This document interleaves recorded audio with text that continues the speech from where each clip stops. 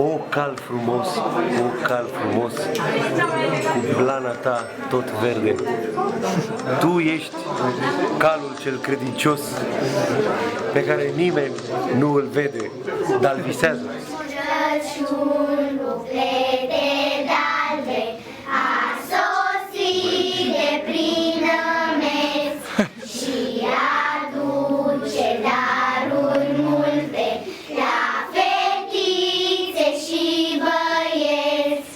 Moș Crăciun, Moș Crăciun.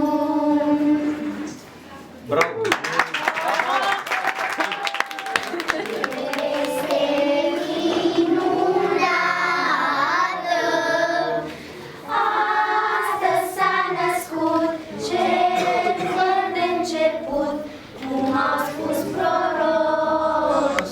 Niște copii talentați, frumoși, care ne-au conectat. Ne-am bucurat foarte tare.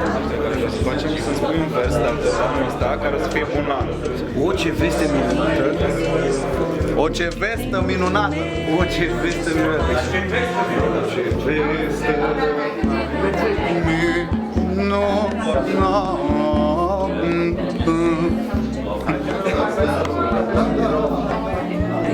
Covriciu, mere, multă sănătate și să fiți mai serioși în România decât ați fost. V-am pupat. Sper să vă placă ce v-am pregătit. Dați și pe unul. Asta o păstrez eu? Nu, hai că tu ai ce nu. Bine. Pentru Alex. Răsare ca o taină mare, steaua strălucește și lumii vestește, și lumii vestește, că astăzi curata, prea nevinovata, Fecioara Maria naște pe Mesia, naște pe Mesia. Magii cântăriră, steaua și mormiră, mergând cântărează, pe Hristos să-L vază, pe Hristos să-L vază.